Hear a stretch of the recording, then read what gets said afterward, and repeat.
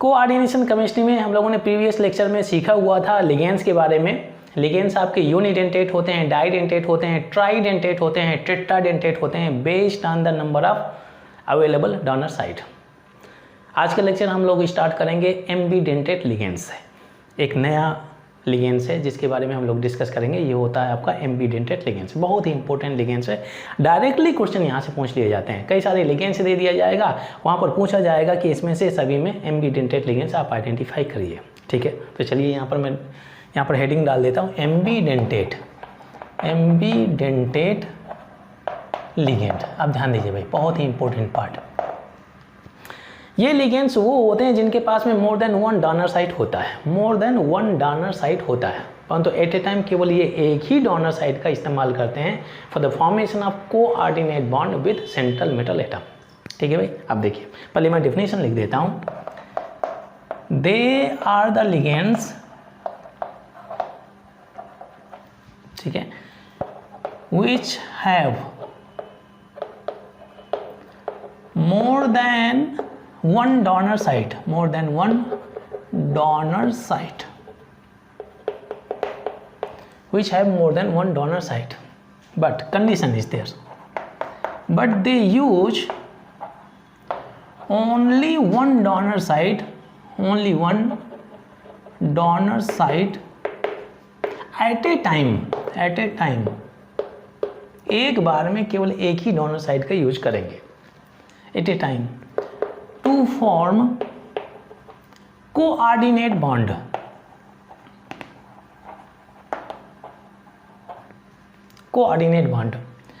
With central metal atom, okay.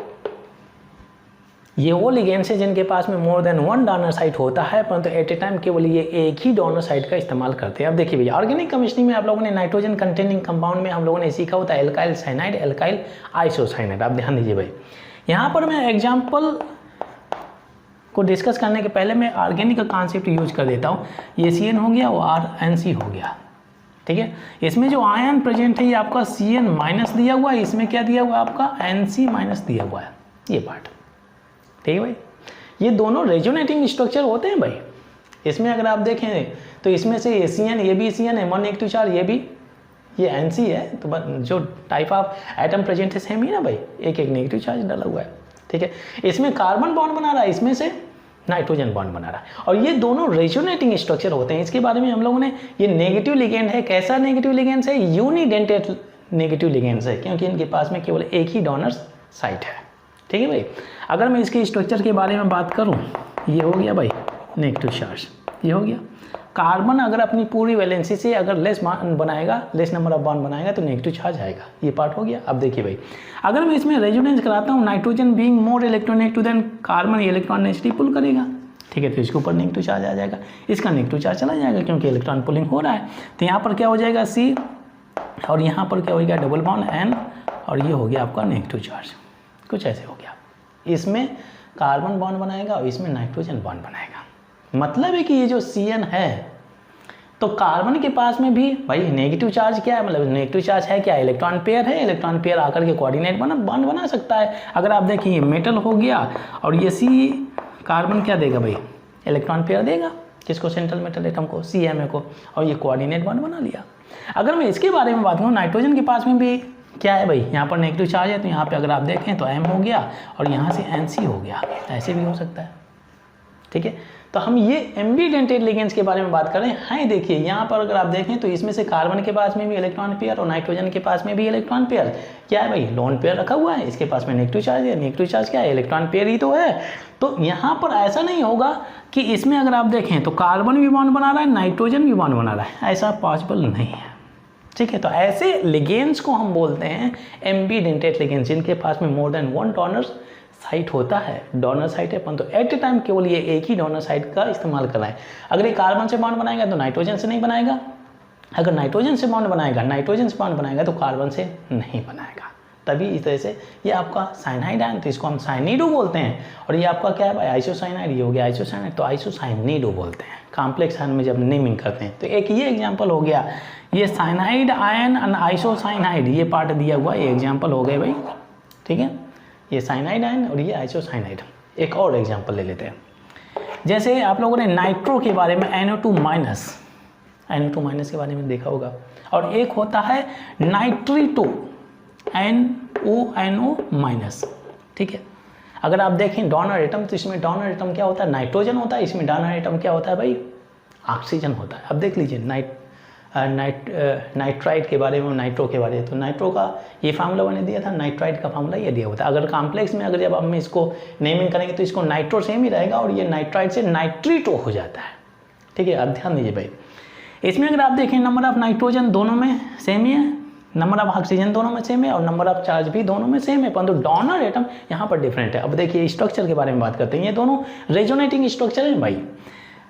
N हो गया, यहाँ पर मैंने डाल दिया N, ठीक है, सेंट्रल एटम हो गया, ये ऑक्सीजन हो गया, ये हो गया भाई, ये नेगेटिव चार्ज हो जाएगा। ठीक है, और यहाँ पर क्या करते हैं, लोन पेयर हो जाता है। ऐसा कुछ कर सकते हैं, ये कुछ लोग कोऑर्डिनेट बॉन्ड बना सकते हैं, ऐसा भी कर लेते हैं। ठीक है भाई, अब वो तो स्ट्रक्चर जैसा रिप्रेजेंट करना चाहें, ये पार्ट हो गया। ऑक्सीजन अगर 2 बॉन्ड से कम बॉन्ड बनाएगा तो इसके पास में नेगेटिव चार्ज आएगा। ठीक है भाई, और यहाँ पर तो ठीक है, इसकी वैलेंसी सेटिस्फाई है। अब देखिए, अगर ये इलेक्ट्रॉन डेंसिटी ऐसे मूव करेगी तो ये रिपल्सन की वजह से उधर मूव कर जाएगी। तो रेजोनेटिंग स्ट्रक्चर में अगर आप देखें तो ये N हो जाएगा, तो इधर O माइनस हो जाएगा, ये हो गया और ये हो गया, ये हो गया। अब ध्यान दीजिए भाई, इसमें अगर आप देखें, चलिए इसमें भी मैं लोन पेयर शो कर देता हूँ, ये पार्ट हो गया। अब देखिए, ऑक्सीजन के पास में भी नेगेटिव चार्ज और नाइट्रोजन के पास में क्या, लोन पेयर। तो नेगेटिव चार्ज का मतलब क्या है, ये यहाँ से भी बॉन्ड बना सकता है, ये यहाँ से भी बॉन्ड बना सकता है। मतलब एक अगर इनमें अगर आप देखें, चाहे इसमें देखें चाहे इसमें देखें, तो नाइट्रोजन भी बॉन्ड बना सकता है, ये भी बॉन्ड बना सकता है। तो इसके पास में डोनर साइड है कितनी, 2, परंतु एट ए टाइम केवल एक ही डोनर साइड का इस्तेमाल करेगा। तो इसमें अगर आप देखें तो कभी आप लोगों ने ऐसे कंपाउंड भी देखा होगा, ये ऐसे बॉन्ड बनाएगा तो नाइट्रोजन से बनाएगा, अगर ऑक्सीजन से बनाना होगा तो ऐसे बना लेगा, ऑक्सीजन में ये पार्ट हो गया। तो ऐसे कंपाउंड का फॉर्मेशन होता है। तो ये दोनों एग्जाम्पल हैं किसके, एम्बीडेंटेट लिगेंड्स के। ये दोनों एग्जाम्पल हैं किसके, एम्बीडेंटेट लिगेंड्स के। दोनों सेम ही है भाई, ये हो गया आपका साइनाइड, ये आइसोसाइनाइड, ये हो गया नाइट्रो, ये हो गया आपका नाइट्राइड। ठीक है, एक और एग्जाम्पल ले लेते हैं, आइसोसाइनाइड आयन। जैसे थर्ड एग्जाम्पल के बारे में बात करते हैं, तो ये आपका फर्स्ट एग्जाम्पल हो गया, ये सेकेंड एग्जाम्पल हो गया, ये थर्ड एग्जाम्पल हो गया। तो आइसोसाइनाइड HCN माइनस, ठीक है भाई, इसके बारे में। और दूसरा इसी का अगर रेजोनेटिंग स्ट्रक्चर देखें तो आइसोसाइनाइड आइसोथायोसाइनेट हो जाता है, तो ये आपका N C और S हो जाता है। ये एम्बीडेंटेट लिगेंड्स है, नेगेटिव एम्बीडेंटेट ये क्या, नेगेटिव यूनिडेंटेट लिगेंड्स है, जिनके पास में एक ही डोनर साइट है। अगर आप देखें तो इसमें डोनर साइट क्या था भाई, इसमें डोनर साइट अगर आप देखें तो इसमें क्या होता है, नाइट्रोजन रहता है, इसमें क्या रहता है, सल्फर रहता है। चलिए इसके स्ट्रक्चर के बारे में बात करते हैं। तो ये S हो गया, ठीक है, डबल बॉन्ड, ये N हो गया और नेगेटिव चार्ज हो गया। ठीक है भाई, ये हो जाता है ऐसा, इसका स्ट्रक्चर ये हो जाता है। ठीक है, नाइट्रोजन अगर 3 बॉन्ड से कम बॉन्ड बनाएगा तो नेगेटिव चार्ज आ जाएगा, 3 बॉन्ड से ज़्यादा बॉन्ड बनाएगा तो पॉजिटिव चार्ज आएगा। जैसे अमोनियम आयन देख लीजिए। ठीक है भाई, अब ये हो गया। अगर हम इसका रेजोनेंस कराते हैं, ठीक है भाई, तो अगर ये इलेक्ट्रॉन डेंसिटी ऐसे आएगी तो रिपल्सन की वजह से इलेक्ट्रॉन डेंसिटी ऐसे मूव कर जाएगी, तो ये S नेगेटिव चार्ज हो जाएगा, ये C ट्रिपल बॉन्ड, ये N, ये हो गया। तो इसमें अगर आप देखें तो चाहे इसमें देख लीजिए चाहे इसमें देख लीजिए, नाइट्रोजन के पास में लोन पेयर है, बॉन्ड फॉर्मेशन करेगा। कैसा बॉन्ड, कोऑर्डिनेट बॉन्ड बनाएगा। इसमें अगर आप देखें तो इसके पास में नेगेटिव चार्ज है, कोऑर्डिनेट बॉन्ड बनाएगा। हाँ, डोनर साइड कितनी, 2, परंतु एट ए टाइम केवल एक ही डोनर साइड का इस्तेमाल करेगा। ऐसे लिगेंड्स को हम बोलते हैं एम्बीडेंटेट लिगेंड्स।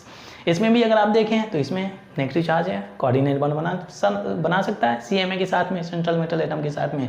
इसके पास में इलेक्ट्रॉन पेयर है, कोऑर्डिनेट बॉन्ड बना सकता है। तो ये ऐसे लिगेंड्स हैं जिसमें से 2 डोनर साइट है, but at a time they use only 1 donor site to form coordinate bond with central metal atom. ये चीज़ दिमाग में रखें। तो जैसे अगर इसमें ये अप्रोच करेगा, चलिए इसकी लिखने की ज़रूरत नहीं है, ये पार्ट हो गया। ठीक है भाई, तो ये एग्जांपल से कुछ सेलेक्टिव एम्बीडेंटेट लिगेंड्स हैं। तो यहाँ से कई बार पूछ लिए जाते हैं क्वेश्चन, इनका फार्मूला दे करके कि आइडेंटिफाई करिए कि एम्बीडेंटेट लिगेंड्स है या नहीं। ठीक है भाई, चलिए इसके बाद में हम लोग बातचीत करते हैं फ्लेक्जीडेंटेट लिगेंड्स के बारे में। नेक्स्ट है फ्लेक्जीडेंटेट लिगेंड्स। चलिए यहाँ पर लिख देता हूँ फ्लेक्जीडेंटेट लिगेंड्स। ठीक है भैया, आप ध्यान दीजिए, इंपॉर्टेंट पार्ट। ये होते हैं बेसिकली पॉलीडेंटेट लिगेंड्स। पॉलीडेंटेट मतलब है कि मोर देन वन या more than two, more than 3 donor site हो जाता है, कई सारी डोनर साइट इनमें होती हैं। ठीक है भाई, पॉलीडेंटेट लिगेंड्स। और ये इनके पास में जितनी भी डोनर साइट होती है तो एम्बीडेंटेट की तरह प्रॉपर्टीज रहती है, परंतु यहाँ पर जो कॉम्प्लेक्स का फॉर्मेशन होता है थोड़ा डिफरेंट हो जाता है। अभी कैसे डिफरेंट होता है मैं एग्जांपल लूँगा तो ये पार्ट बहुत ही ईजिली क्लियर हो जाएगा। अब देखिए भाई, फ्लेक्जीडेंटेट लिगेंड्स क्या होते हैं? पॉलीडेंटेट लिगेंड्स होते हैं। Polydentate ligands which do not use all their donor site at a time. ठीक है भाई, all their donor site at a time. यहाँ पर मैं लिख देता हूँ they are the ligands, they are polydentate ligands, ऐसा मेंशन कर देते हैं, दे आर पॉलीडेंटेट लिगेंड्स। ठीक है भाई, विच do not use all their donor site at a time to form coordinate bond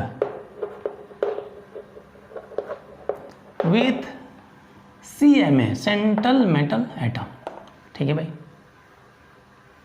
okay, एक एग्जाम्पल मैं लूंगा, परंतु एक पॉइंट और मेंशन कर देता हूँ। Second point, when they use one donor site, when they use one donor site, they form non-chelating complex. They form non-chelating complex। अब देखिए चिलेटिंग वर्ड आ रहा है, अभी नॉन चिलेटिंग, पहले मैं सेंटेंस को पूरा कर लेता हूँ। ये चीटिंग लिख गया है तो मैं इसको चिलेटिंग कर देता हूँ। बहुत अच्छा लिख दिया है मैंने, चीटिंग है, चिलेटिंग। अच्छा हुआ मैंने देख लिया, नहीं चीटिंग ही रखा रहता। ठीक है भाई, non chelating complex, they form non chelating complex and when used two donor sites they form chelating complex। ठीक है भाई, ये पार्ट हो गया, ध्यान दीजिए, बहुत ही इंपॉर्टेंट पार्ट है। देखिए, जब कभी भी फ्लेक्जीडेंटेट लिगेंड्स केवल एक ही डोनर साइट को यूज करेंगे तो वहाँ पर नॉन चिलेटिंग का मतलब क्या होता है? क्लोज रिंग से होता है भाई। ऑर्गेनिक केमिस्ट्री में हम लोग क्लोज रिंग यूज करते हैं, यहाँ पर कोऑर्डिनेशन केमिस्ट्री में क्लोज रिंग नहीं यूज करेंगे। क्लोज रिंग की जगह आप चिलेटिंग वर्ड का इस्तेमाल करिए। ठीक है भाई, चिलेटिंग वर्ड। ठीक है, तो नॉन चिलेटिंग मतलब है कि ये ओपन चेन कंपाउंड बनाएंगे। जब वो फ्लेक्जीडेंटेट लिगेंड्स केवल एक ही डोनर साइट यूज करेंगे तो ये क्या करेंगे भाई? ये ओपन चेन कंपाउंड बनाएंगे। ठीक है, अगर इन्होंने 2 डोनर साइट यूज कर लिया, यहाँ पर 2 डोनर साइट इन्होंने अगर यूज कर लिया तो ये क्या बनाएंगे? चिलेटिंग कॉम्प्लेक्स बनाएंगे, मतलब ये क्लोज रिंग कॉम्प्लेक्स का फॉर्मेशन करते हैं। अब देखिए कुछ एग्जाम्पल ले लेता हूँ। एग्जाम्पल्स क्या है भाई? जैसे सल्फेट आयन हो गया, कार्बोनेट आयन हो गया, फास्फेट आयन हो गया, एक्सेट्रा। अब देखिए भाई, कुछ एग्जाम्पल मैं यहाँ पर इंक्लूड कर लेता हूँ। कोबाल्ट हो गया, NH3, अमोनिया हो गया, होल 5 एंड SO4। ठीक है भाई, और यहाँ पर पॉजिटिव चार्ज डाल देते हैं। ठीक है भाई, अब ध्यान दीजिए, एक इंटरेस्टिंग पार्ट। इसमें अगर आप देखें तो कितने लिगेंड्स डले हुए हैं? 5 and 6। ठीक है, अगर 6 लिगेंड्स है मतलब कोऑर्डिनेशन नंबर कितना हो गया? 6। मतलब है कि इसका अगर ज्योमेट्री के बारे में बात करें तो कैसा होगा? ऑक्टाहेड्रल हो जाएगा। चलिए ऑक्टाहेड्रल का स्ट्रक्चर मैं बना देता हूँ। ये ऑक्टाहेड्रल हो गया भाई। ऑक्टाहेड्रल तो ऐसे ही होता है ना भाई, ये सीखा होगा केमिकल बॉन्डिंग में। ठीक है, सेंट्रल में रखा हुआ है आपका कोबाल्ट। ठीक है, कितने अमोनिया के लिगेंड्स दिए हुए हैं? 5। तो चलिए मैं इन सभी को लगा देता हूँ। NH3, ये NH3 डला हुआ है, NH3 हो गया, एक NH3 यहाँ पे लगा दिया। ठीक है, अब बचा हुआ सल्फेट आयन। सल्फेट आयन का स्ट्रक्चर आप लोगों ने केमिकल बॉन्डिंग में सीखा होगा, कुछ ऐसे होता है, होता ही नहीं होता? 2 ऑक्सीजन के पास में एक नेगेटिव चार्ज होता है। ठीक है भाई, अगर यहाँ पर नेगेटिव चार्ज, ये भी नेगेटिव चार्ज, तो मतलब कि इसके पास में डोनर साइड कितनी हो गई? 2 डोनर साइड। तो यहाँ पर भी लोन पेयर अगर आप देखें, परंतु खासतौर से जो अपेरेंटली आप नोटिस कर सकते हैं नेगेटिव चार्ज जो रखा हुआ, तो ये डोनर साइड ही है, डोनर साइड ही इलेक्ट्रॉन पेयर रखा हुआ है। अब देखिए भाई, इसके पास में डोनर एटम कितने हैं भाई 2। ये भी खासतौर से अगर मैं इसको यहाँ पर नोटिस करके देखें तो होता क्या है कि एक ऑक्सीजन से इलेक्ट्रॉन पेयर डोनेट करके कोबाल्ट के साथ में कोऑर्डिनेट बॉन्ड बना लेता है और बाकी का पार्ट हमने ऐसे कर दिया। ये हो गया भाई। अब ये पार्ट आपका केवल ओपन चेन है, ये पार्ट आपका क्लोज नहीं हुआ है, केवल एक ही डोनर साइट यूज़ किया है। 2 डोनर साइट अपेरेंटली अगर आप नोटिस करें 2 डोनर साइट है, तो इसने केवल एक ही डोनर साइट का यूज़ किया। चलिए एक और एग्जांपल ले लेता हूँ in which it is using 2 donor site. ये दोनों यूज कर लेता है, ठीक है भाई। एक और कंपाउंड ले लिया, जैसे CO हो गया, कोबाल्ट हो गया, NH3 हो गया और SO4 हो गया, और यहाँ पर मैंने कर लिया +2 कर लिया, +2 चार्ज। अब ध्यान दीजिए भाई, इसमें भी अगर देखें तो ये 2 नेगेटिव चार्ज हो जाता है, तो ये ऑक्टाइडल में ही चला जाएगा, बिकॉज 2 इसका 4 इसका, तो 6 हो गया। तो चलिए हम यहाँ पर स्ट्रक्चर बना देते हैं। CO हो गया, ये NH3, ये NH3, अमोनिया मालिक्यूल चार्ज दिया 4। अब ये सल्फेट आयन। अब देखिए भाई ध्यान दीजिए, ये दोनों कॉर्नर खाली पड़े हुए हैं, तो एक इससे बॉन्ड बनाएगा, एक इससे कोऑर्डिनेट बॉन्ड बना लेगा। तो चलिए एक ऑक्सीजन यहाँ पे कर दिया, एक ऑक्सीजन यहाँ पे कर दिया, और ये डबल बॉन्ड कर दिया। ध्यान दीजिए, जब ये एक ही डोनर साइट यूज करेगा तो नॉन चिलेटिंग, ये आपका क्लोज नहीं होगा, क्लोज रिंग फॉर्मेशन नहीं होगा। परंतु अगर आप इसने 2 डोनर साइट यूज किए हैं, एक donor site 2 donor site use किए हैं, तो यहाँ पर क्या हो गया, चिलेटिंग, ये क्लोज रिंग का फॉर्मेशन कर लेता। बस यही मैं जस्टिफाई करने की कोशिश कर रहा था, ठीक है भाई। तो ये होते हैं आपके पॉलीडेंटेट लिगेंड्स, जिनके पास में मोर देन 2 डोनर साइट होता है, ठीक है, मोर देन 1 डोनर साइट होता है। परंतु यहाँ पर अगर एक डोनर साइट यूज करेंगे तो नॉन चिलेटिंग कॉम्प्लेक्स, और अगर 2 डोनर साइट यूज करेंगे तो चिलेटिंग कॉम्प्लेक्स का फॉर्मेशन करते हैं। चलिए इसके बाद में हम लोग चिलेटिंग लिगेंड्स के बारे में डिस्कस कर लेते हैं, ठीक है। चिलेटिंग कॉम्प्लेक्स के बारे में इंट्रोडक्शन हो गया, तो चलिए चिलेटिंग लिगेंड्स के बारे में कुछ इंटरेस्टिंग इंफॉर्मेशन हम लोग डिस्कस कर लेते हैं। नेक्स्ट है चिलेटिंग लिगेंड्स। ये हो गया चिलेटिंग, फिर से चीटिंग ही डाल रहा हूँ यहाँ पर, चिलेटिंग लिगेंड्स, ठीक है भाई। ये चिलेटिंग लिगेंड्स हो गया, ठीक है। तो these are the ligands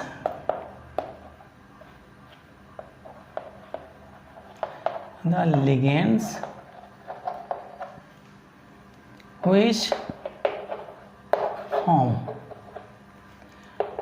closed ring complex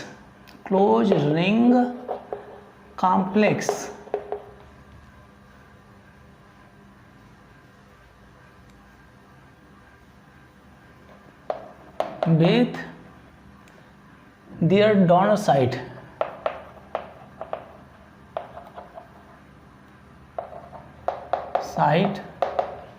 to the central metal atom।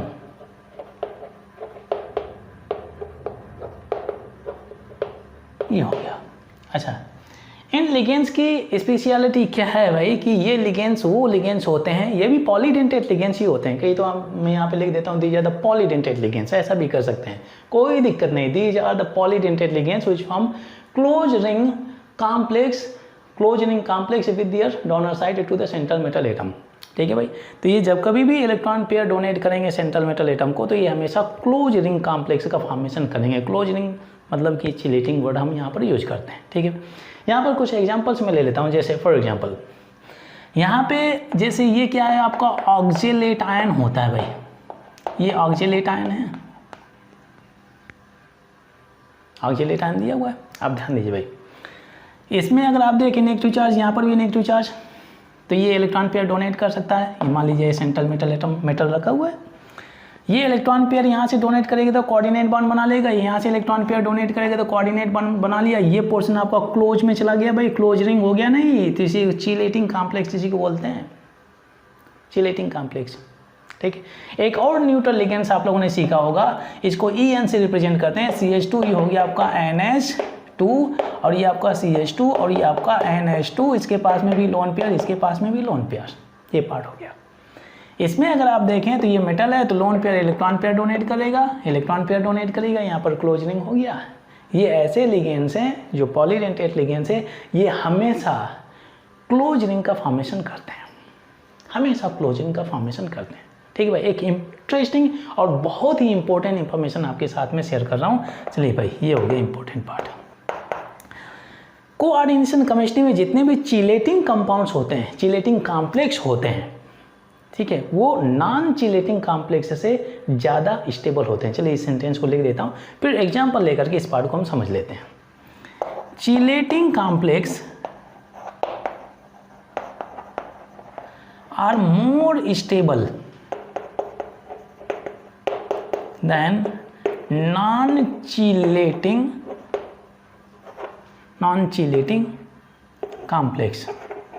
Okay, अभी तक मैंने जितने भी एग्जांपल्स लिए उन सभी एग्जांपल्स में मैंने नॉन चिलेटिंग कॉम्प्लेक्स लिए, मतलब ओपन चेन। अब देखिए भाई, यहाँ पर एक कंपाउंड ले लेता हूँ, जैसे Fe हो गया C2O4, ठीक है, और यहाँ पर मैंने होल ट्वाइस कर दिया, ठीक है, और यहाँ पर मैंने -2 कर दिया, ठीक है भाई, ये पार्ट हो गया। ये ऑक्जिलेट आयन है, ऑक्जिलेट आयन क्या करेगा भाई, इसके पास में बॉन्ड बनाएगा तो क्लोज रिंग का फॉर्मेशन करेगा। जैसे अगर आपका हो गया COO, ये O- हो गया, ये COO, O- हो गया, ये Fe दिया हुआ है, ये इलेक्ट्रॉन पेयर ऐसे हो गया, क्लोज रिंग का फॉर्मेशन करेगा। ये है आपका क्या है, चिलेटिंग लिगेंड्स बोल सकते हैं, ठीक है। एक और एग्जांपल ले लेता हूँ, ओपन चेन का ले लेता हूँ, जैसे NH3 हो गया और यहाँ पर मैंने 5 ये कर दिया। अब ध्यान दीजिए भाई, इसमें अगर आप देखें ये टेट्राहेड्रल आएगा कुछ ऐसे बनेगा भाई। F यहाँ डालेंगे, अमोनिया अमोनिया अमोनिया अमोनिया यहाँ पर लगा देंगे, तो ये ओपन चेन है, ये नॉन चिलेटिंग है, ओपन रिंग है, और ये आपका क्लोज रिंग का कॉम्प्लेक्स है। अब दोनों की स्टेबिलिटी को हम कंपेयर कर रहे हैं, दोनों की स्टेबिलिटी को, ये वाला इसके कंपैरिजन में ज़्यादा स्टेबल होगा क्योंकि ये क्लोज रिंग कंपाउंड का फॉर्मेशन कर रहा है, ये ओपन रिंग कंपाउंड का फॉर्मेशन कर रहा है, ठीक है। अब देखिए इसमें अगर आप देखें तो खासतौर से जब इस कंपाउंड को देखिए, हर एक कंपाउंड स्टेबिलिटी की तरफ मूव करना चाहता है भाई। अब देखिए, जब इस कंपाउंड को अगर आप चिलेटिंग कॉम्प्लेक्स में कन्वर्ट करना चाहें, स्टेबिलिटी की तरफ ले जाना चाहें, ठीक है, तो क्या करेंगे आप, इस चिलेटिंग लिगेंड्स को ला करके जब इसके पास लाएंगे तो क्या करेगा भाई, इन लिगेंड्स को रिप्लेस करेगा। ये चिलेटिंग लिगेंड्स इन लिगेंड्स को, जो आपके यूनिडेंटेट लिगेंड्स हैं, इनको रिप्लेस करेगा, तभी इसके साथ में अटैच होकर के क्लोज रिंग का फॉर्मेशन करेगा। बहुत ही सिंपल पार्ट है। आप देखिए भाई, जब ये लिगेंड, चिलेटिंग लिगेंड्स इसको रिप्लेस करेगा तो ये मूव करेंगे, जब मूव करेंगे तो क्या होगा, डिसऑर्डर क्या हो जाएगा भाई, एक पर्टिकुलर सब्सटेंस से उसके एटम्स अगर आप ब्रेक करके बाहर निकालेंगे, रिप्लेसमेंट कर रहे हैं, कुछ दूसरी चीज़ लगाएंगे, तो वहाँ पर डिसऑर्डर क्या होना चाहिए, इंक्रीज होना चाहिए। जब डिसऑर्डर इंक्रीज होगा तो उस सिस्टम की एंट्रोपी क्या हो जाएगी भाई, एंट्रोपी क्या हो जाएगी, इंक्रीज हो जाएगी। इंक्रीज इन एंट्रोपी क्या होता है, स्पॉन्टेनियस प्रोसेस होगा, मतलब कि ये ऑटोमेटिकली होगा भाई। इसमें से आपको कोई एक्सटर्नल फैक्टर नहीं यूज करना है, क्योंकि वो कंपाउंड स्टेबिलिटी की तरफ जाना चाहता है, ठीक है भाई। तो अब देखिए, एंट्रोपी सिस्टम की इंक्रीज होगी क्योंकि डिसऑर्डर इंक्रीज होगा, और जब एंट्रोपी इंक्रीज होगी तो सिस्टम क्या हो जाएगा, स्पॉन्टेनियस, और स्पॉन्टेनियस के लिए बेसिकली स्टेबिलिटी क्या हो जाती है, इंक्रीज हो जाती है। एंट्रोपी जब इंक्रीज होगी तो स्टेबिलिटी ऑफ दैट कंपाउंड भी आपकी बढ़ जाएगी। तो थर्मोडायनेमिकली हम बोल सकते हैं कि ये कंपाउंड जो आपका क्लोज रिंग, जिसमें से चिलेटिंग लिगेंड्स प्रेजेंट हैं, चिलेटिंग लिगेंड्स वो नॉन चिलेटिंग लिगेंड से ज़्यादा स्टेबल कंपाउंड का फॉर्मेशन होता है। तो इसी वजह से ये कंपाउंड आपका ज़्यादा स्टेबल होता है इन कंपेरिजन को। दिस वन थर्मोडायनेमिकली आप इस पार्ट को जस्टिफाई कर सकते हैं, ठीक है भाई। एक और पार्ट इसमें अगर आप देखें तो ये आपका डाइडेंटेट चिलेटिंग लिगेंड्स है, ट्राइडेंटेट जो 3 डोनर साइट होगा, टेट्राडेंटेट जिनके पास में 4 डोनर साइट होगा, पेंटाडेंटेट, हेक्साडेंटेट जिनके पास में 6 डोनर साइट हो गया, जैसे आपका EDTA -4, EDTA -3, ये आपके हेक्साडेंटेट पेंटाडेंटेट लिगेंड्स होते हैं, ठीक है भाई। तो खासतौर से जो 5 membered and 6 membered chelating ligands होते हैं, या कॉम्प्लेक्स जो 5 मेंबर्ड या 6 मेंबर्ड कॉम्प्लेक्स होते हैं, वो 2 membered, 3 membered and 4 membered chelating complex से ज़्यादा स्टेबल होते हैं। 5 मेंबर होगा तो थोड़ा सा साइज बड़ा होगा, 2 मेंबर होगा, 2 मेंबर का तो 2 मेंबर को तो दिया हुआ है भाई, 3 मेंबर का होगा तो छोटा सा हो जाएगा, 4 मेंबर का थोड़ा और बड़ा हो जाएगा। तो 2, 3, 4 मेंबर में क्या होता है, एटम्स पास में होता है, तो रिपल्सन ज़्यादा होता है। रिपल्सन जहाँ पर ज़्यादा होता है तो स्टेबिलिटी कम हो जाती है, रिएक्टिविटी ज़्यादा हो जाती है, ठीक है भाई। अगर आप चिलेटिंग कॉम्प्लेक्स को कंपेयर करना चाहें कि इन सभी चिलेटिंग में सबसे ज़्यादा स्टेबल कॉम्प्लेक्स कौन सा होगा, तो वहाँ पर आपको दिमाग में रखना चाहिए। तो इस सेंटेंस को अपने नोट्स में लिख सकते हैं, 5 membered and 6 membered chelating complex are more stable than 2 membered 3 membered and 4 membered chelating complex. क्योंकि 2 मेंबर 3 मेंबर 4 मेंबर में रिपल्सन ज़्यादा होता है, इस वजह से उनकी स्टेबिलिटी कम हो जाती है। चलिए इसके बाद में हम लोग बातचीत करते हैं कोऑर्डिनेशन नंबर के बारे में।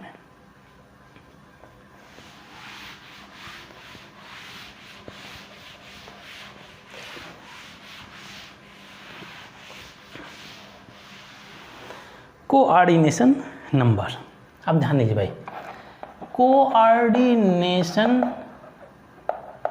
नंबर ये पार्ट मैंने पहले भी बोला हुआ था, इसको CN स्मॉल वर्ड है आपका, शॉर्ट फॉर्म में CN से रिप्रेजेंट करेंगे कोऑर्डिनेशन नंबर।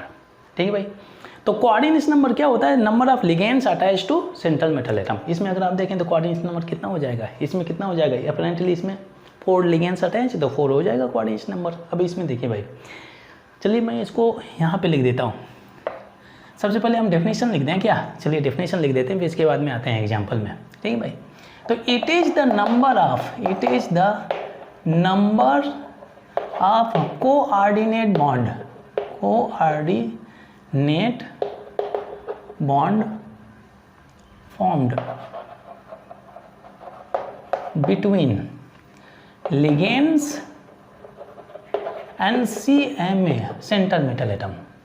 और कहाँ पर ये फॉर्म होगा, कोऑर्डिनेशन या कोऑर्डिनेट ब्रैकेट के अंदर। जो कोऑर्डिनेट ब्रैकेट होता है ना, ये कोऑर्डिनेट ब्रैकेट, इस कोऑर्डिनेट ब्रैकेट के अंदर जो लिगेंड्स और सेंट्रल मेटल एटम के बीच में जो number of coordinate bond form होते हैं उसको आप कोऑर्डिनेशन नंबर बोलेंगे। इस कोऑर्डिनेट स्फीयर के अंदर, कोऑर्डिनेट ब्रैकेट के अंदर यहाँ पर जितने भी बॉन्ड फॉर्म होंगे, कैसे बॉन्ड भाई, कोऑर्डिनेट बॉन्ड, केवल कोऑर्डिनेट बॉन्ड ही आपको काउंट करने हैं। तो number of coordinate bond is equal to number of coordination number, equal to coordination number.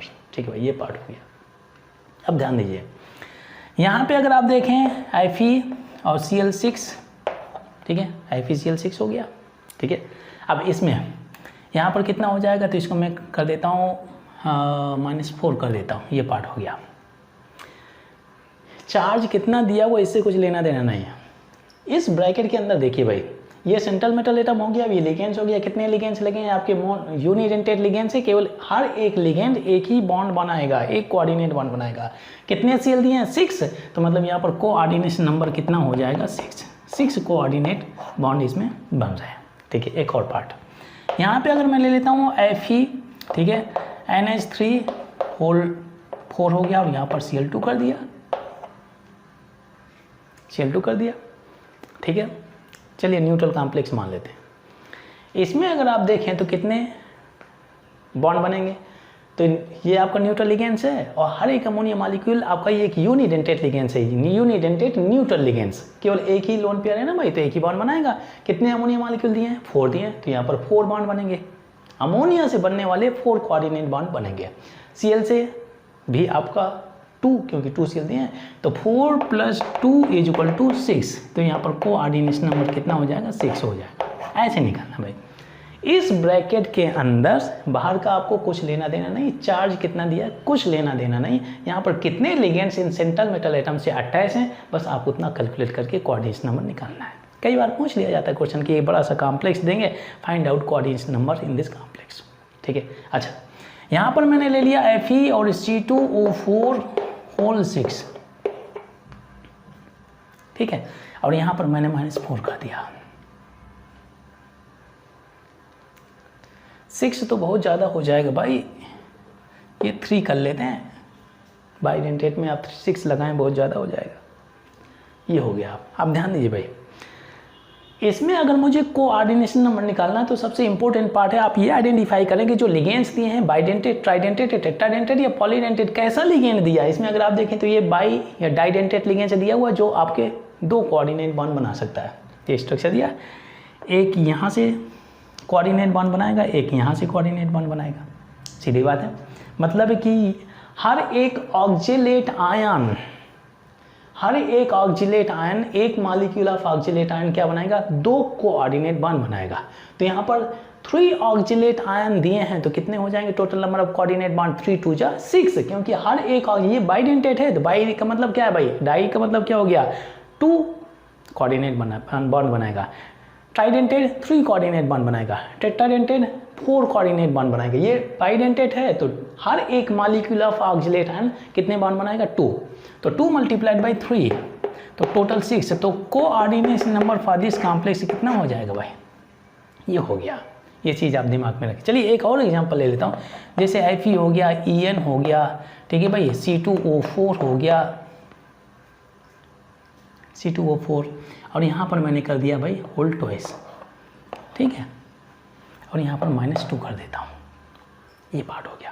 ध्यान दीजिए, इसमें मुझे कोऑर्डिनेशन नंबर निकालना है। तो अब देखिए भाई, ये आपका बाइडेंटेट लिगेंड्स है, बाइडेंटेट्स, इसका केमिकल फार्मूला क्या होता है भाई, यहाँ पर हो गया CH2, ये NH, और ये आपका CH2 और ये NH, ये डोनर साइड, ये डोनर साइड, ये बाइडेंटेट लिगेंड्स है, मतलब ये कितने बॉन्ड बनाएगा, 2 बॉन्ड बनाएगा। कैसे, कोऑर्डिनेट बॉन्ड बना, इसमें हर एक मॉलिक्यूल 2 कोऑर्डिनेट बॉन्ड बनाएगा, तो 2 मॉलिक्यूल्स 4 हो जाएंगे, 2 multiplied by 2 is equal to 4, तो टोटल 2 + 4 यहाँ पर 6 हो जाएगा, तो 6 कोऑर्डिनेट बॉन्ड इसका होगा, तो कोऑर्डिनेशन नंबर हो जाएगा, number of coordinate bond is equal to coordination number. तो ये पार्ट हो गया। ये चीज़ आप बहुत केयरफुल रहें, जब आप कोऑर्डिनेशन नंबर निकालें तो आपको बहुत ही केयरफुल रहना, किससे, किस तरह का लिगेंड कॉम्प्लेक्स में दिया है, बाइडेंटेट, डाइडेंटेट, ट्राइडेंटेट या टेट्राडेंटेट। नेक्स्ट हम लोग बातचीत करते हैं होमोलेप्टिक एंड हेट्रोलेप्टिक कॉम्प्लेक्स के बारे में, ठीक है भाई। सबसे पहले मैं ले लेता हूँ होमोलेप्टिक कॉम्प्लेक्स। अब ध्यान दीजिए भाई, होमो का मतलब क्या होता है, सेम, एक जैसा, तो कुछ ऐसे कॉम्प्लेक्स जिसमें से only one kind of ligands are present, only one kind of ligands are presents, तो उसको आप बोल देंगे होमोलेप्टिक कॉम्प्लेक्स। तो यहाँ पर लिख सकते हैं the complex in which only one kind या वन टाइप ऑफ, कुछ भी लिख लो यार इसमें, वन काइंड ऑफ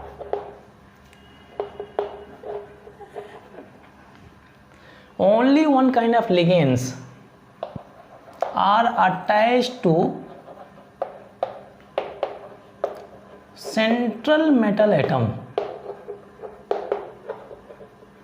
ये हो गया ओनली वन टाइप। जैसे फॉर एग्जांपल मैंने ले लिया FeNH4, सॉरी NH3 होना चाहिए, और यहाँ पर 6 कर लेता हूँ, और ये हो गया आपका +2। इसमें अगर आप देखें केवल अमोनिया का ही लिगेंड प्रेजेंट है, अमोनिया के कितने लगे हैं उससे कुछ लेना देना नहीं, केवल एक ही टाइप लिगेंड लगा हुआ है। यहाँ पर CO या COCl6 कर लिया भाई यहाँ पर, और ये -3 कर लिया, ठीक है, एक ही तरह का लिगेंड्स लगा हुआ है, ठीक है। जैसे और भी ले लें, FeC2O4 होल ट्वाइस कर लेते हैं, और यहाँ पर -2 कर लेते हैं, ठीक है, ऐसे हो गया, एक ही तरह का लिगेंड लगा हुआ है, only one kind of ligands. तो इन कॉम्प्लेक्सेस को बोल देंगे आप होमोलेप्टिक कॉम्प्लेक्स। कई सारे कॉम्प्लेक्स दे दिया, आप पूछ लिया कि कौन सा होमोलेप्टिक कॉम्प्लेक्स है या हेट्रोलेप्टिक कॉम्प्लेक्स के बारे में बात कर लेते हैं। हेट्रोलेप्टिक कॉम्प्लेक्स, अब भाई इसमें देखिए, हेट्रो का मतलब क्या हो जाए, डिफरेंट हो जाएंगे, बहुत ही सिंपल पार्ट है। द कॉम्प्लेक्स, उसी पैटर्न में मैं डेफिनेशन लिख देता हूँ, the complex in which different kind of ligands are attached to the central metal atom,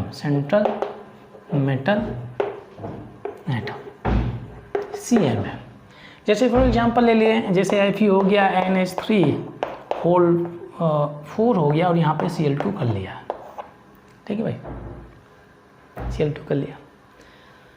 इसमें केवल अमोनिया ही नहीं प्रेजेंट है, इसमें केवल क्लोरीन ही नहीं प्रेजेंट है, इसमें अगर आप देखें 2 तरह के लिगेंड्स हैं, मतलब मोर देन वन काइंड ऐसा भी बोल सकते हैं, मोर देन वन काइंड अगर लिगेंड्स प्रेजेंट है तो ये चला जाता है आपको हेट्रोलेप्टिक में, ठीक है। जैसे आपने FeN ले लिया और ये आपका C2O4 हो गया और ये ट्वाइस कर दिया, ठीक है, यहाँ पर -2 कर दिया, 2 तरह के लिगेंड्स प्रेजेंट है। जैसे आपने ले लिया CO हो गया, NO2 ले लिया, Cl हो गया, आपने NH3O4 कर दिया, ठीक है, डिफरेंट टाइप के लिगेंड्स प्रेजेंट है। तो ऐसे कॉम्प्लेक्स को आप क्या बोलेंगे भाई, हेट्रोलेप्टिक कॉम्प्लेक्स। और होमो में आपका सेम हो जाता है, one kind and more than one kind ligands are present. बहुत ही सिंपल कॉन्सेप्ट है, ठीक है भाई। अच्छा, एक और टर्मिनोलॉजी है, हम उसके बारे में भी डिस्कस कर लेते हैं। कोऑर्डिनेशन पॉलीहाइड्रॉन, कोऑर्डिनेशन पॉलीहाइड्रॉन, ठीक है, कोऑर्डिनेशन पॉलीहाइड्रॉन, HYDRON, ठीक है। अच्छा, ये बेसिकली ज्योमेट्री को रिप्रेजेंट करता है, हाँ, ज्योमेट्री को। ज्योमेट्री जो हम लोगों ने सीखा हुआ है केमिकल बॉन्डिंग में, वसीपर थ्योरी में, trigonal, bipyramidal, tetrahedral, trigonal, planar, square planar, ठीक है, स्क्वायर पिरामिडल, ऑक्टाहेड्रल, ये चीज़ें हम लोगों ने ऑलरेडी सीखा हुआ है। तो बेसिकली किसी भी कॉम्प्लेक्स का ज्योमेट्री कैसा होता है, उसमें अरेंजमेंट ऑफ लिगेंड्स कैसा होता है, special arrangement of ligands around central metal atom, इस पार्ट को खासतौर से ये आपका कोऑर्डिनेशन पॉलीहाइड्रॉन रिप्रेजेंट करता है, ठीक है। सो द ज्योमेट्री, मैं लिख देता हूँ, geometry which represents the spatial arrangement of ligands around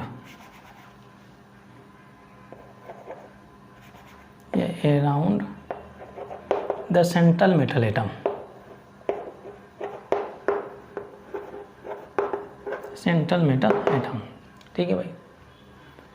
एक तो आपने टेट्राहेड्रल पढ़ा हुआ है, टेट्राहेड्रल होता है, ठीक है भाई। ये क्या होता है भैया, ट्राइगोनल बाइपिरामिडल होता है, नाम आपको मालूम है, लिखने की ज़रूरत नहीं है। ये क्या होता है आपका, ऑक्टाहेड्रल होता है। चलिए एक लाइन में हटा देता हूँ। स्क्वायर पिरामिडल हो गया,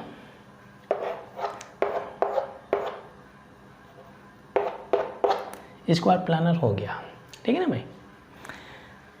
तो यही आपकी पॉलीहाइड्रॉन है। इस तरह की कॉम्प्लेक्स आपको कोऑर्डिनेशन केमिस्ट्री में सीखने को मिलेंगे। आगे कुछ थेरीज हैं, उसमें से हम लोग इन कॉम्प्लेक्स के स्ट्रक्चर के बारे में भी डिस्कस करेंगे, इनका मैग्नेटिक कैरेक्टर भी डिस्कस करेंगे और इनका कलर भी हम डिटरमिन करेंगे, इनमें हाइब्रिडाइजेशन भी निकालेंगे, ठीक है भाई। तो ये सारी इंटरेस्टिंग इन्फॉर्मेशन हम मतलब कि कोऑर्डिनेट कंपाउंड जितने भी हैं उनकी पूरी डिटेल हम इस चैप्टर में डिस्कस करेंगे, ठीक है, पूरा डिटेल उनके बारे में डिस्कस करेंगे, ठीक है। तो ये जो स्ट्रक्चर हैं, तो इसी स्ट्रक्चर को बेसिकली इनमें से लिगेंड्स का अरेंजमेंट कैसा होता है वो बेसिकली ये रिप्रेजेंट करता है। चलिए लास्ट में हम लोग डिस्कस करते हैं how to find oxidation numbers in complex compound. Finding out oxidation number हम लोगों ने ऑलरेडी रिडॉक्स रिएक्शन में पढ़ा हुआ है, ठीक है, रिडॉक्स का जो चैप्टर है, तो वहाँ पर हम लोगों ने बहुत ही छोटे छोटे कंपाउंड्स लिए होते हैं। यहाँ पर कॉम्प्लेक्स कंपाउंड है, कॉम्प्लेक्स कंपाउंड में आप ऑक्सीडेशन नंबर कैसे निकालेंगे उसके बारे में हम लोग डिस्कस कर लेते हैं। नेक्स्ट है oxidation number of central metal atom, oxidation number of central metal atom, CMA आप डायरेक्टली लिख सकते हैं, क्यों इतना लंबा चौड़ा लिखना, ठीक है भाई, ठीक है, ये पार्ट हो गया। चलिए मैं कुछ कॉम्प्लेक्स ले लेता हूँ, जैसे फॉर एग्जांपल Fe हो गया, ये NH3O4 हो गया, ठीक है भाई, ये Cl2 हो गया, ये न्यूट्रल कॉम्प्लेक्स ले लिया मैंने, ठीक है भाई। अब देखिए, अब यहाँ पे ध्यान दीजिए, इस कॉम्प्लेक्स में मुझे निकालना है ऑक्सीडेशन नंबर ऑफ Fe। ये न्यूट्रल है, तो न्यूट्रल में क्या करते हैं, न्यूट्रल में ऑक्सीडेशन रूल में क्या होता है, इक्वल टू 0 होता है, मतलब total oxidation state should be equal to 0, ठीक है भाई। ये Fe हो गया प्लस, ये क्या है आपका न्यूट्रल लिगेंड है, इसके पास में एक भी चार्ज नहीं है। न्यूट्रल के लिए आपका चार्ज क्या होता है, 0 होता है भाई। आपको ऐसा नहीं करना है नाइट्रोजन की ऑक्सीडेशन स्टेट रखें, हाइड्रोजन की ऑक्सीडेशन, नहीं, कुछ नहीं, अब देखिए लिगेंड्स क्या दिया हुआ है, लिगेंड्स का चार्ज कितना दिया हुआ है, लेकर के उसको जितने लिगेंड्स दिए मल्टीप्लाइड बाई दैट नंबर, बस हो गया भाई। तो यहाँ पे अगर आप देखें तो 4 दिया हुआ है, 4 अमोनिया मॉलिक्यूल दिए हैं, अमोनिया का चार्ज कितना होता है 0, बस हो गया, इतने पोर्शन से छुटकारा मिल गया। Cl का चार्ज कितना होता है -1, 2 दिया है तो -1 कर दिया, बस हो गया भाई। तो ये पोर्शन तो 0 हो गया, तो Fe - 2 = 0, तो ये Fe = +2। तो इस कॉम्प्लेक्स में +2 oxidation state central metal atom की हो जाएगी। बहुत ही सिंपल पार्ट है, ठीक है भाई। हाँ भाई, ये पार्ट मैं इस वजह से डिस्कस कर रहा हूँ कि आगे आने वाला जो टॉपिक है उसमें हमें उस रूल को यूज करने, एक रूल के बारे में हम लोग डिस्कस करेंगे, स्टेबिलिटी रूल भी बोलते हैं उसको, ठीक है भाई। तो उस रूल को यूज करने के लिए हमें सबसे पहले oxidation number of central metal atom निकालना होगा। तो इस वजह से मैंने कुछ एग्जांपल्स यहाँ पर रखे हुए हैं, ठीक है भाई। एक और एग्जांपल ले लेता हूँ, जैसे आपका हो गया FeC2O4 होल ट्वाइस हो गया और ये आपका En हो जाता है, ठीक है भाई। यहाँ पर -2 कर लिया। इस कॉम्प्लेक्स में मुझे निकालना है, क्या निकालना है भाई, oxidation state of central metal atom. ये आपका -2 हो जाएगा, equal to -2, oxidation rule apply करिए। ये Fe हो गया प्लस, अब देखिए ये आपका C2O4 क्या है, ऑक्सीडेट आयन है, इसका चार्ज कितना होता है -2, तो अब देखिए 2 मल्टीप्लाइड बाई -2 कर देते हैं। ये 2 दिया है ना भाई, 2 मल्टीप्लाइड बाई -2, न्यूट्रल है तो 0 कर देंगे, +2 है तो +2 कर दीजिए, -2 दिया तो -2, इसका चार्ज कितना होता है। अब देखिए ये आपका न्यूट्रल लिगेंड्स होता है, इथाइलिन डाइअमाइन होता है En, CH2NH2 CH2NH2, ठीक है भाई। ये न्यूट्रल तो 0 कर दिया भाई, हो गया, ठीक है। ये सिंबल्स जो मैंने शुरुआत में दिए हुए थे, ठीक है भाई, तो कभी कभी केमिकल फार्मूला नहीं देते हैं, उनका सिंबल भी दे देते हैं, जैसे EDTA -3, EDTA -4, ठीक है। EDTA -3 ethylene diamine ethylene diamine try acetate ion हो गया, इथाइलिन टेट्रामाइन और इथाइलिन डाइअमाइन टेट्रा एसीटेट हो गया, तो ये आपका हेक्सा डेंटेट में चला जाता है, ठीक है। उसका एक कंपाउंड ले लेता हूँ, वो पार्ट क्लियर हो जाएगा। Fe - 4 = -2, तो Fe = -2 + 4 = +2, इसमें से +2 ऑक्सीडेशन स्टेट हो गया, ठीक है। यहाँ पर जैसे आपने ले लिया CO और EDTA, यहाँ पर हो गया -3 कर लेता हूँ, -3, ठीक है भाई, -3। ये आपका पेंटाडेंटेट लिगेंड्स होता है, ethylene diamine try acetate ion, तो ट्राई एसीटेट हो चला जाता है ना नोमेनक्लेचर में, ठीक है भाई। ये हो गया और यहाँ पर मैंने डाल देता हूँ Cl, ठीक है, और यहाँ पे मैंने डाल दिया -2। अब ध्यान दीजिए, इस कॉम्प्लेक्स में मुझे निकालना है कोबाल्ट, जो सेंट्रल मेटल एटम है, ऑक्सीडेशन नंबर निकालना है। तो ये -2 हो जाएगा, ये कोबाल्ट हो गया, प्लस EDTA -3 चार्ज दिया तो -3 कर दिया मैंने, एक ही मॉलिक्यूल दिया ना इसका, -3 चार्ज होता है वो चार्ज के हिसाब से, -4 हो जाएगा तो टेट्रा में चला जाता है, प्लस Cl का कितना होता है -1, सोल्व कर लीजिए, CO -4 = -2 और CO = +2, ये हो गया। तो इस तरह से आप निकाल सकते हैं क्या, ऑक्सीडेशन स्टेट। इसके बाद में मैं कुछ कॉम्प्लेक्स देता हूँ, अगर ये पार्ट आपको क्लियर है तो उन कॉम्प्लेक्सेज में आपको सेंट्रल मेटल एटम का ऑक्सीडेशन नंबर निकालना है और इसके बाद में कमेंट बॉक्स में आपको आंसर देना है, ठीक है। वो कमेंट बॉक्स में फ्रिक्वेंटली चेक करता हूँ, इसलिए मैं देखता हूँ कि कौन सा, अगर किसी बच्चे को डाउट्स तो नहीं है, क्योंकि अगर वो डाउट्स पूछता है वहाँ पर तो इसलिए मुझे तो आंसर करना पड़ेगा, ठीक है, क्योंकि ये पार्ट मैंने अगर एक्सप्लेन किया तो कुछ डाउट्स हैं तो मुझे देखना पड़ेगा वहाँ पर कमेंट बॉक्स में। तो जो आंसर आता है तो आप कमेंट बॉक्स में शेयर करिए और मैं चेक करूँगा, अगर अच्छा है तो फिर इसके बाद में हम नेक्स्ट टॉपिक के बारे में हम लोग डिस्कस करेंगे नेक्स्ट लेक्चर।